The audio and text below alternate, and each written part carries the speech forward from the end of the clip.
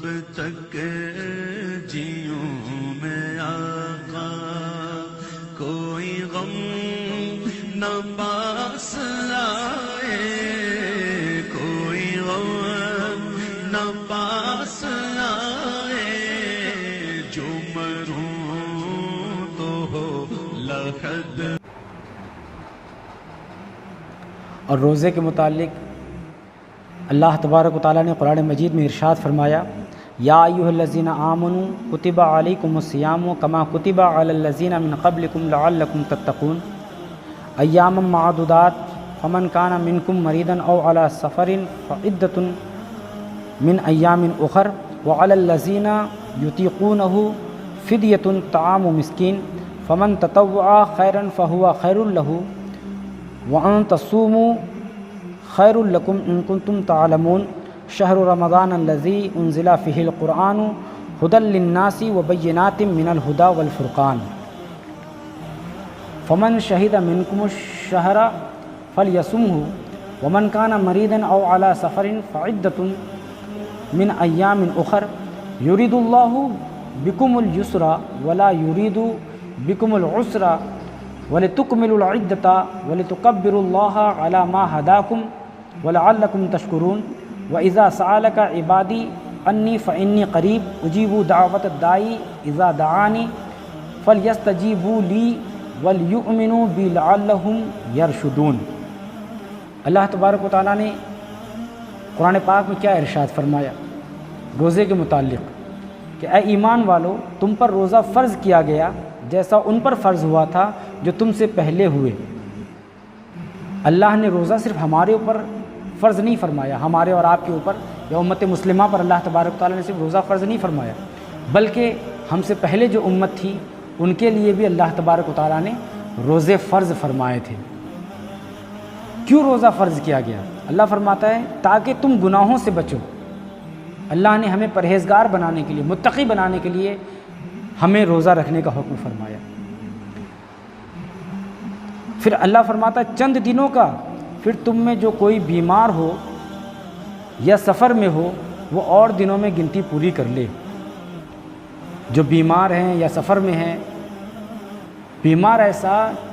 کہ جس کا مرض بڑھ جانے کا شدید امکان ہو کہ اگر روزہ رکھیں گے تو میرا مرض بڑھ جائے گا اور حد سے زیادہ بڑھ جائے گا،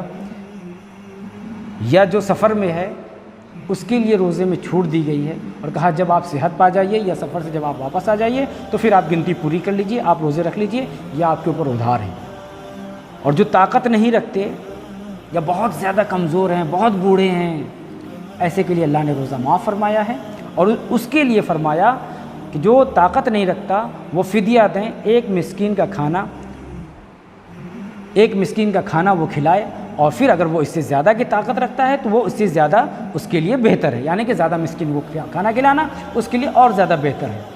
اور روزہ رکھنا تمہارے لیے بہتر ہے اگر تم جانتے ہو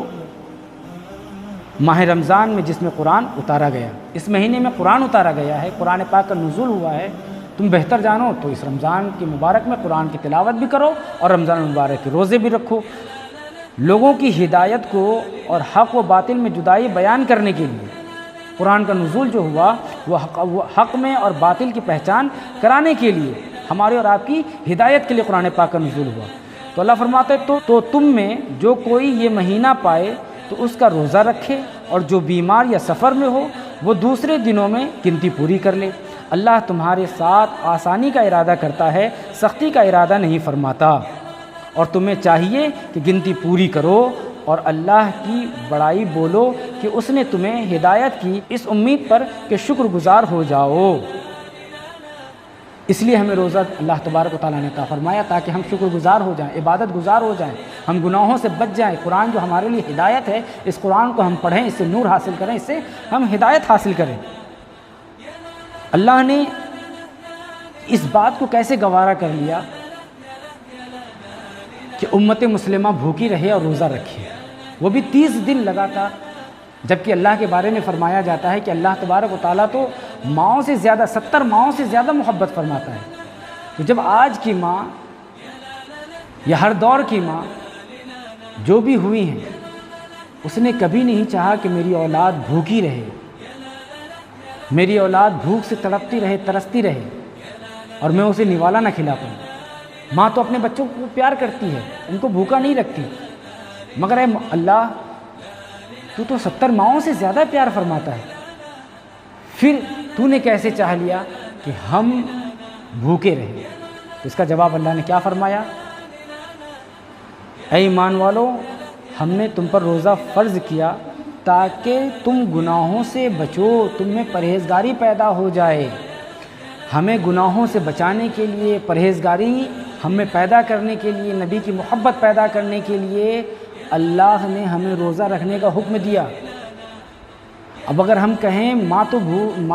اپنے بچے کو بھوکا نہیں رکھ سکتی، مگر اللہ نے کیوں رکھا؟ تو آپ دوسرا پہلو بھی دیکھیں کہ جب بچہ بیمار ہوتا ہے، ماں کے پاس جو دوائی ہوتی ہے وہ کڑوی ہوتی ہے۔ اس وقت جب بچہ چھوٹا ہوتا ہے، جب وہ ماں ڈاکٹر کے پاس جاتی ہے، وہاں سے دوائی لاتی ہے، دوائی کڑوی بھی اگر ہوتی ہے تو ماں اپنے بچے کو پلاتی ضرور ہے۔ تو کیا اس وقت جب بچہ دوا پینے کے وقت میں روتا ہے، منہ نہیں کھولتا، تو ماں اس کے منہ کو زبردستی کھول کر کیا دوائی نہیں ڈالتی ہے؟ تو کیا اس کا مطلب وہ ماں اپنے بچے سے پیار نہیں کرتی جو زبردستی دوائی ڈالتی ہے؟ اگر ہماری یہی سوچ ہے تو کیا جب وہ بچہ رو رہا ہو تو ماں کو اس بچے کے منہ میں دوائی نہیں ڈالنی چاہیے؟ تو کیا اس دوائی کو اس ماں کی محبت سے آپ یہ کریں گے؟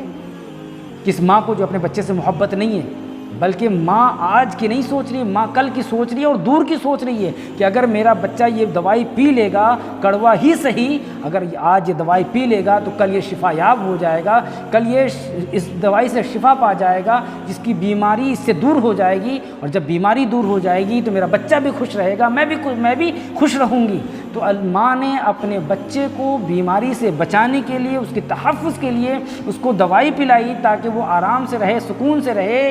ماں نے دور کی سوچی، تو جب اللہ تبارک و تعالیٰ نے یہ ارادہ فرمایا کہ میں تمہیں ستھرا کر دوں، میں تمہیں پاک کر دوں گناہوں سے اور تم ہدایت پا جاؤ، اس وجہ سے تاکہ جہنم کی سختیوں سے بچ جاؤ، حشر کی سختیوں سے بچ جاؤ، جہنم میں جانے سے بچ جاؤ۔ وہ ماں جب ایک چوٹ برداشت نہیں کرتی، اس کا دل تڑپ جاتا ہے، خدا ہو کر کیسے برداشت کر لوں کہ میرا کوئی بندہ جہنم میں جائے۔ اس لیے اللہ ہر ایک کو ہدایت فرماتا ہے۔ یہ قرآن صرف مومن کے لیے نہیں بلکہ ہر ایک کے لیے ہدایت ہے۔ بس یہ قرآن جس کے سمجھ میں آ جاتا ہے وہ ہدایت پا جاتا ہے، اور جس کے قرآن سمجھ میں نہیں آتا وہ مسلمان ہونے کے بعد بھی گمراہ رہتا ہے، کلمہ پڑھنے کے بعد بھی گمراہ رہتا ہے۔ تو پتہ چلا اللہ تبارک و تعالی ہمیں دنیا کے لیے نہیں بلکہ آخرت کی دشواریوں سے، ضلالتوں سے، رسوائیوں سے بچانے کے لیے، جہنم سے بچانے کے لیے ہم نے یہ روزے دیے ہیں تاکہ ہم ستھرے ہو جائیں، پاک ہو جائیں، گناہوں سے پاک و صاف ہو کر ہم رب تبارک و تعالیٰ کا دیدار کریں۔ یہ اللہ تبارک و تعالیٰ کی منشا ہے، یہ اللہ کی مرضی ہے۔ تو ہم ان آیتوں سے کیا سیکھیں اور کیا سمجھے، یہ ہمارا ذہن بہتر جانتا ہے، ہمارا دل بہتر جانتا ہے۔ اللہ کے محبوب صلی اللہ تعالی علیہ وسلم نے فرمایا، حضرت عبداللہ ابن عمر رضی اللہ تعالیٰ عنہما سے راوی کہ رسول اللہ صلی اللہ تعالی علیہ وسلم فرماتے ہیں، روزہ و قرآن بندہ کے لیے شفاعت کریں گے۔ اگر وہ قرآن کی تلاوت کرتا ہے، روزہ رکھتا ہے، تو یہ قرآن اور یہ روزہ، یہ دونوں روزہ رکھنے والے بندے کے حق میں، تلاوت قرآن کرنے والے بندے کے حق میں شفاعت کریں گے۔ روزہ کہے گا، اے رب میں نے کھانے اور خواہشوں سے دن میں اسے روک دیا، میری شفاعت اس کے حق میں قبول فرما۔ قرآن کہے گا، اے رب میں نے اسے رات میں سونے سے باز رکھا، میری شفاعت اس کے بارے میں قبول کر لے۔ قرآن بھی شفاعت فرما رہا ہے، روزہ بھی شفاعت فرما رہا ہے۔ کس کے لیے؟ جو روزہ رکھتا ہے، جو قرآن کی تلاوت کرتا ہے، ان کے لیے شفاعت ہو رہی ہے۔ اور اللہ کے محبوب نے فرمایا، اور اللہ تبارک و تعالیٰ دونوں کی شفاعتوں کو اس بندے کے حق میں قبول فرمائے گا جس نے رمضان کے روزے بھی رکھے اور جس نے قرآن کی تلاوت بھی کی۔ دوسری حدیث میں حضرت ابو ہریرہ رضی اللہ تعالیٰ سے مروی ہے کہ رسول اللہ صلی اللہ تعالیٰ علیہ وسلم فرماتے ہیں، آدمی کے ہر نیک کام کا بدلہ 10 سے 700 تک دیا جاتا ہے، یعنی کہ 10 نیکیوں سے لے کر 700 نیکیوں تک دیا جاتا ہے۔ اللہ تعالیٰ نے فرمایا ہے مگر روزہ جو اس نے میرے لیے رکھا اور اس کی جزا میں دوں گا۔ اس بندے نے جو روزہ رکھا ہے اس روزے کی جزا میں دوں گا۔ بندہ اپنی خواہش اور کھانے کو میری وجہ سے ترک کرتا ہے۔ روزہ دار کے لیے 2 خوشیاں ہیں۔ اللہ کے محبوب نے فرمایا روزہ دار کے لیے 2 خوشیاں ہیں، ایک افطار کے وقت اور ایک اپنے رب سے ملنے کے وقت۔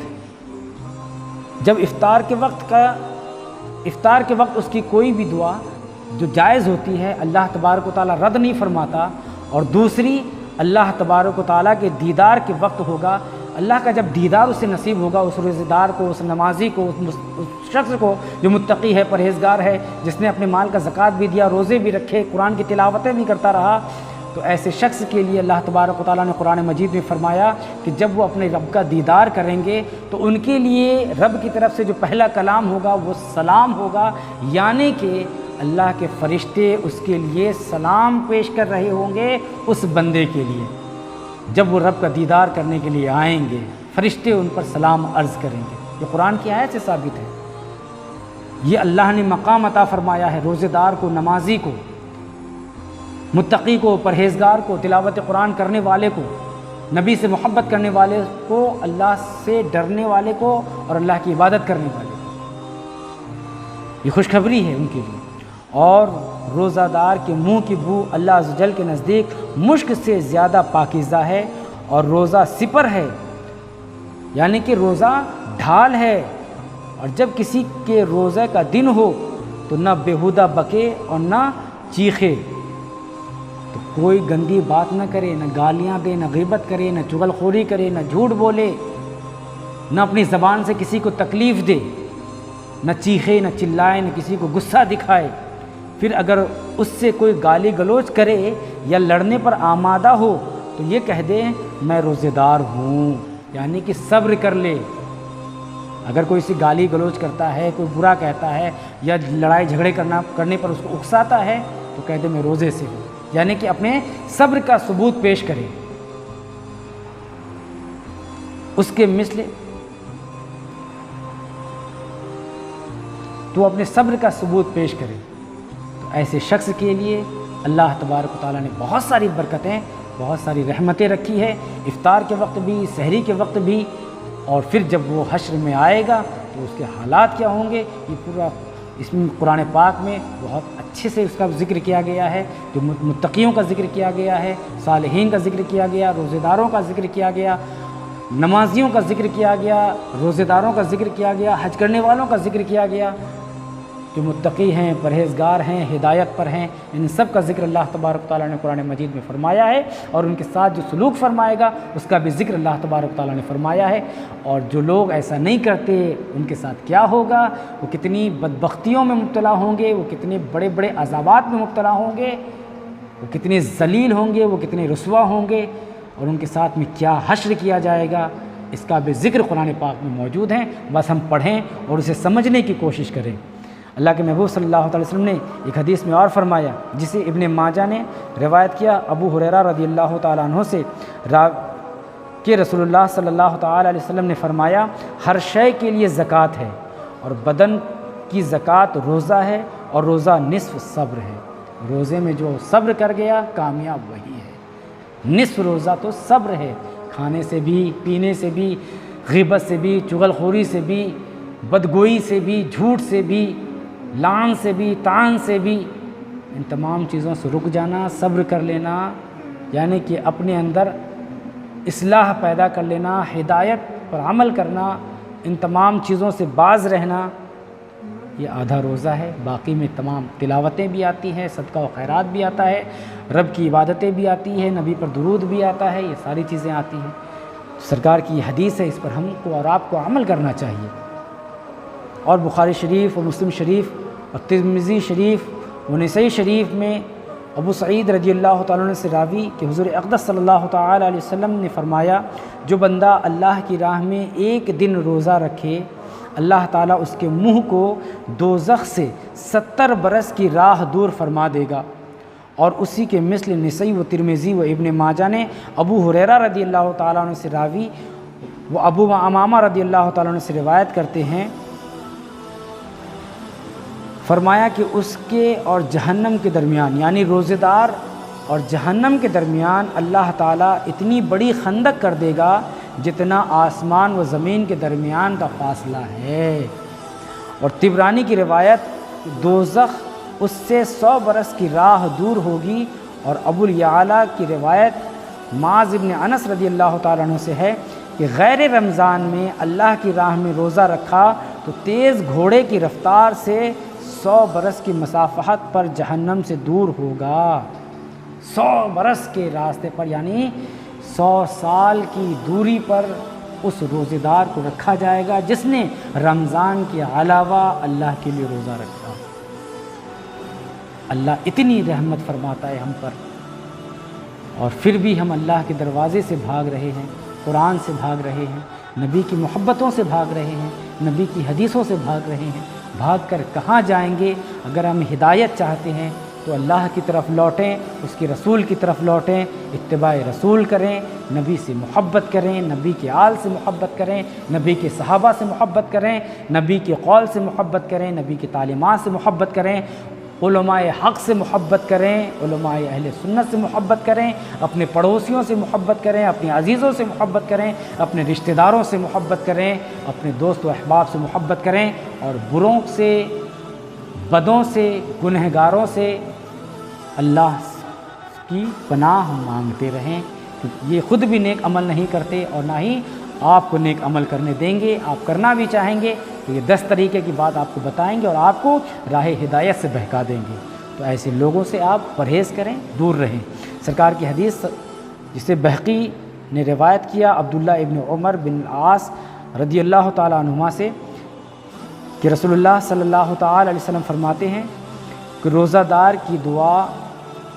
افطار کے وقت رد نہیں کی جاتی۔ جب بندہ روزہ رکھتا ہے اور افطار کے وقت وہ جو دعا مانگتا ہے، اللہ تبارک و تعالیٰ اس بندے کی دعا کو قبول فرماتا ہے، یہ میرے سرکار صلی اللہ علیہ وسلم نے فرمایا۔ اور پھر ایک حدیث میں سرکار نے فرمایا جسے جابر بن عبداللہ رضی اللہ تعالیٰ عنہ نے روایت کی کہ رسول اللہ صلی اللہ تعالیٰ علیہ وسلم فرماتے ہیں میری امت کو ماہ رمضان میں 5 باتیں دی گئیں کہ مجھ سے پہلے کسی نبی کو نہ ملی۔ میری امت کو یہ جو 5 برکتیں اللہ نے عطا فرمائی ہے جو مجھ سے پہلے کسی اور امت کو یہ برکت، یہ رحمتیں نہیں دی گئیں۔ اول یہ کہ جب رمضان کی پہلی رات ہوتی ہے اللہ عز و جل ان کی طرف نظر رحمت فرماتا ہے۔ جب رمضان کا چاند نکلتا ہے تو اللہ تبارک و تعالیٰ نگاہ رحمت سے میرے امت کی طرف دیکھتا ہے، اور جس کی طرف اللہ کی نظر رحمت پڑ جائے، جس پر اللہ کی رحمت کی نگاہ پڑ جائے اسے کبھی عذاب نہ کرے گا۔ جس پر اللہ کی رحمت کی نگاہ پڑ گئی اللہ تبارک و تعالیٰ اسے جہنم سے آزاد کر دے گا۔ اگر وہ بدبخت تھا، خطا کار تھا، تو اللہ تبارک و تعالیٰ اسے جہنم سے آزاد فرما دے گا، پھر اللہ اسے کبھی عذاب میں مبتلا نہیں فرمائے گا۔ دوسری یہ کہ شام کے وقت ان کے منہ کی بو اللہ کے نزدیک مشک سے زیادہ اچھی ہے۔ ہم اگر کسی کے سامنے اپنے منہ کھول دیں تو وہ بدبو سے بھاگ جاتا ہے، مگر میرے سرکار نے فرمایا کہ روزے دار کے پیٹ سے جو ایک قسم کی بو نکلتی ہے وہ اللہ کے نزدیک اس روزے دار کے پیٹ کی بو، منہ کی بو مشک سے بھی زیادہ اللہ تبارک و تعالیٰ کو اچھی لگتی ہے۔ اور تیسری یہ کہ ہر دن اور رات میں فرشتے ان کے لیے استغفار کرتے ہیں۔ میری امت کے لوگ جو روزہ رکھتے ہیں اللہ کے فرشتے اس روزے دار شخص کے لیے مغفرت کی دعائیں کرتے رہتے ہیں۔ کیا برکتیں دی ہیں اللہ نے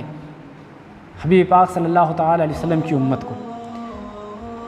چوتھی یہ کہ اللہ عز و جل جنت کو حکم فرماتا ہے، کہتا ہے مستعد ہو جا اور میرے بندوں کے لیے مزید ہو جا، قریب ہے کہ دنیا کی تاب سے یہاں آ کر آرام کریں گے۔ جنت کو تیار فرماتا ہے، جنت کو اللہ حکم دیتا ہے اے جنت تو تیار ہو جا، مستعد ہو جا، ہوشیار ہو جا کہ میرا بندہ جب وہاں کی پریشانیاں دقتیں اٹھا کر جب وہ میرے پاس آئے گا تو میں اسے تجھ میں رکھوں گا اور وہ تجھ میں آ کر آرام کرے گا۔ یہ اللہ کے محبوب صلی اللہ علیہ وسلم نے فرمایا، یہ اللہ کی برکتیں ہیں جو اللہ نے اپنے محبوب کی امت کو عطا فرمایا۔ اور پانچویں یہ کہ جب آخر رات ہوتی ہے تو ان سب کی مغفرت فرما دیتا ہے، یعنی کہ جب رمضان کا آخری عشرہ چل رہا ہوتا ہے، 29ویں یا 30ویں ہو، تو اللہ تبارک و تعالیٰ اس میں اللہ تبارک و تعالیٰ ان تمام بندوں کی مغفرت فرما دیتا ہے، اس کو گناہوں سے ستھرا فرما دیتا ہے، گناہوں سے پاک و صاف فرما دیتا ہے۔ تو کسی نے عرض کی کیا وہ شب قدر ہے؟ تو میرے سرکار صلی اللہ علیہ وسلم نے فرمایا نہیں، کیا تو نہیں دیکھتا کہ کام کرنے والے کام کرتے ہیں، جب کام سے فارغ ہوتے ہیں اس وقت مزدوری پاتے ہیں، یعنی کہ جب وہ مزدور سارا کام کر چکا ہوتا ہے تو ہم اس وقت اسے مزدوری دیتے ہیں، تو اس وقت اللہ تبارک و تعالیٰ اس کی مغفرت فرماتا ہے۔ جب بندہ نمازیں بھی پڑھتا رہتا ہے، روزے بھی تمام رکھ چکا ہوتا ہے، اور بندہ اپنے مال کا زکوٰۃ بھی دے چکا ہوتا ہے، فطر بھی ادا کر چکا ہوتا ہے، تو اللہ تبارک و تعالیٰ اس کی مغفرت فرماتا ہے۔ پتہ چلا جو ہم شب قدر میں نمازیں پڑھتے ہیں، جو روزے رکھتے ہیں، یہ تمام کے تمام ہمیں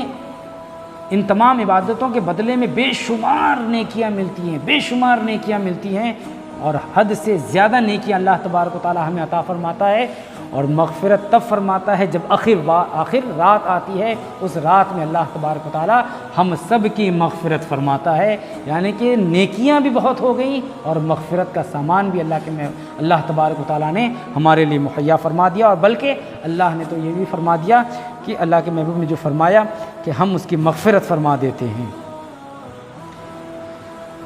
اور پھر ایک حدیث میں سرکار دو عالم صلی اللہ تعالی علیہ وسلم نے فرمایا، جسے حاکم نے کعب بن اجرہ رضی اللہ تعالی عنہ سے روایت کی کہ سرکار صلی اللہ تعالی علیہ وسلم نے فرمایا سب لوگ ممبروں کے پاس حاضر ہوں۔ حضور نے حکم فرمایا تمام کے تمام ممبر کے پاس حاضر ہوں۔ صحابہ اکرام کو حکم ہوا تو صحابہ فرماتے ہیں کہ ہم حاضر ہوئے۔ حضور ممبر کے پہلے درجہ پر چڑھے، حضور ممبر کی پہلی سیڑھی پر چڑھے تو حضور نے کہا آمین۔ دوسرے پر چڑھے، پھر سرکار نے فرمایا آمین۔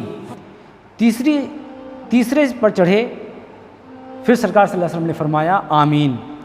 جب ممبر سے تشریف لائے ہم نے عرض کی، صحابہ فرماتے ہیں جب حضور ممبر سے تشریف لے آئے، جب نیچے آ گئے تو ہم نے حضور کی بارگاہ میں عرض کی، آج ہم نے حضور سے ایسی بات سنی کہ کبھی نہ سنتے تھے۔ حضور نے فرمایا جبریل علیہ السلام نے آ کر عرض کی وہ شخص دور ہو جس نے رمضان پایا اور اپنی مغفرت نہ کرائی۔ جب میں پہلے سیڑھی پر تھا تو جبریل علیہ السلام حاضر ہوئے اور کہنے لگے کہ وہ شخص دور ہو جائے کہ جس نے رمضان کو پایا اور اپنی مغفرت نہ کرائی۔ تو حضور پاک صلی اللہ علیہ وسلم نے فرمایا آمین، یعنی کہ جس شخص نے رمضان پا لیا اور وہ اس نے روزہ نہیں رکھا، اس نے نمازیں نہیں پڑھی، تلاوت نہیں کی، زکوٰۃ نہیں دیا، دوسروں کو ذلیل کرتا رہا، رسوا کرتا رہا، جھوٹ سے باز نہ آیا، غیبت سے باز نہ آیا، چغل خوری سے باز نہ آیا، بد عملیوں سے باز نہ آیا، تو اس کی مغفرت نہیں ہوگی۔ تو اس کے لیے میں نے کہا آمین۔ سرکار دو جہاں صلی اللہ تعالی علیہ وسلم نے فرمایا جب میں دوسرے درجہ پر چڑھا تو کہا وہ شخص دور ہو جس کے پاس میرا ذکر ہو اور مجھ پر درود نہ بھیجے، تو اس پر بھی میں نے کہا آمین۔ یعنی کہ سرکار صلی اللہ تعالی علیہ وسلم کے پاس جبریل آئے اور کہا یا رسول اللہ، جو شخص آپ پر درود نہیں پڑھتا آپ کا ذکر سننے کے بعد بھی، تو ایسا شخص آپ سے دور ہو جائے۔ تو اللہ کے محبوب نے کہا آمین۔ پتہ چلا کہ جو نبی پر درود پڑھتا ہے وہ نبی کا عزیز ہوتا ہے، نبی کا خاص ہوتا ہے، اور جو نبی پر درود نہیں پڑھتا، جو نبی پر سلام نہیں پڑھتا، وہ نبی سے بھی دور ہوتا ہے، وہ اللہ سے بھی دور ہوتا ہے، وہ ہدایت سے بھی دور ہوتا ہے، وہ فرشتوں سے بھی دور ہوتا ہے، وہ فرشتوں کی مغفرت کی دعاؤں سے بھی دور ہوتا ہے۔ پھر اس کا نہ تو دنیا میں ٹھکانہ ہے اور آخرت میں تو اس کا کوئی مسکن اور ٹھکانہ نہیں سوائے جہنم کے۔ تو اے لوگوں، اللہ کے رسول پر درود پڑھو، سلام پڑھو، اور یہ وہ وظیفہ ہے جس کے برکتوں سے اللہ تبارک و تعالی ہماری ساری خطاؤں کو معاف فرمائے گا، ساری خطاؤں سے درگزر فرمائے گا، اور سرکار صلی اللہ تعالی علیہ وسلم ہماری شفاعت فرمائیں گے اگر ہمیں نبی سے سچی محبت ہے اور نبی پر ہم درود و سلام پڑھتے ہیں۔ اور حضور نے فرمایا جب میں تیسرے درجہ پر چڑھا تو جبریل نے کہا وہ شخص دور ہو جس کے ماں باپ دونوں یا ایک کو بڑھاپا آئے اور ان کی خدمت کر کے جنت میں نہ جائے؟ تو میں نے کہا آمین، یعنی کہ وہ شخص کہ جس نے ماں باپ کو پایا یا ماں باپ میں سے ان دونوں میں سے کسی ایک کو پایا اور اس کی خدمت کر کے اسے راضی کر کے اپنی مغفرت نہ کرا پایا، اپنا ٹھکانہ جنت میں نہ بنا پایا، تو وہ شخص بھی آپ سے دور ہو جائے۔ تو رسول اللہ نے فرمایا آمین۔ پتہ چلا آج اگر ہم نبی سے دور ہیں، شریعت سے دور ہیں، قرآن سے دور ہیں، اللہ سے دور ہیں، تو یا تو ضرور ہم نبی پر درود نہیں پڑھتے، یا تو ضرور ہم نے اپنے ماں باپ کو تکلیف پہنچائی ہے، یا تو ضرور ہم اللہ کے قرآن سے، اللہ سے، نبی سے، ان کے علم سے اور رمضان المبارک میں روزہ نہ رکھ کے یا اس کا حق ادا نہ کر کے ہم ان تمام چیزوں سے دور ہو گئے ہیں۔ اور اگر یہ سب چیزیں ہم میں پائی جاتی ہیں تو اللہ کے واسطے سچی توبہ کریں، سچی توبہ کریں، اور ایسی توبہ کریں کہ جس کے بارے میں قرآن نے کہا یا ایھا الذین آمنوا توبوا الی اللہ توبۃ نصوحا، توبہ نصوحا کریں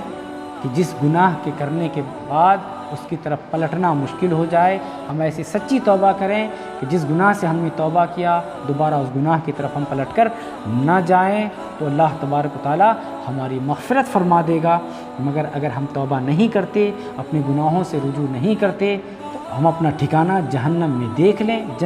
ایک حدیث میں سرکار صلی اللہ تعالی علیہ وسلم نے فرمایا، جسے حضرت ابو ہریرہ رضی اللہ تعالیٰ عنہ سے روایت ہے کہ سرکار صلی اللہ تعالی علیہ وسلم نے فرمایا، جب رمضان کی پہلی رات ہوتی ہے تو اللہ عز و جل اپنے مخلوق کی طرف نظر رحمت فرماتا ہے، اور جب اللہ کسی بندہ کی طرف نظر فرمائے تو اسے کبھی عذاب نہ دے گا، اور ہر روز 10 لاکھ کو جہنم سے آزاد فرماتا ہے، اور جب 29ویں رات ہوتی ہے تو مہینے بھر میں جتنے آزاد کیے ان کے مجموعہ کے برابر اس ایک رات میں آزاد کرتا ہے۔ یعنی کہ ہر روز 10 لاکھ جہنمیوں کو اللہ تبارک و تعالیٰ آزادی کا پروانہ عطا فرماتا ہے، مگر جب 29ویں شب ہوتی ہے تو جتنا ہر روز اللہ نے جہنم سے آزاد کیا اتنے پلس تعداد کر کے، جتنے تعداد ایک رمضان سے لے کر 28 رمضان تک کے میں جتنے لوگوں کو آزاد فرمایا، اتنا اللہ تبارک و تعالیٰ 29ویں شب میں جہنم سے گنہگاروں کو آزاد فرما دیتا ہے جن پر جہنم واجب ہو گئی تھی۔ پھر جب عید الفطر کی رات آتی ہے ملائکہ خوشی کرتے ہیں اور اللہ عز و جل اپنے نور کی خاص تجلی فرماتا ہے۔ بغور سنیں، اللہ تبارک و تعالی نور کی خاص تجلی فرماتا ہے، فرشتوں سے فرماتا ہے اے گروہ ملائکہ، اس مزدور کا کیا بدلہ ہے جس نے کام پورا کر لیا، یعنی کہ رمضان کے روزے رکھ لیے، زکوٰۃ بھی دے دیا، قرآن کی تلاوتیں بھی کرتا رہا، نماز بھی پڑھتا رہا، سارے نیک عمل کرتا رہا، اللہ اور اس کے رسول کو راضی کرتا رہا،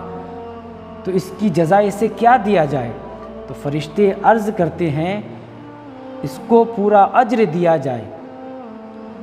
بھرپور نیکی دی جائے، پوری نیکی اس کو دی جائے۔ اللہ عز و جل فرماتا ہے میں تمہیں گواہ کرتا ہوں، اے فرشتوں میں تمہیں گواہ کرتا ہوں کہ تم گواہ ہو جاؤ کہ میں نے ان سب کو بخش دیا، میں نے ان سب کی مغفرت فرما دی۔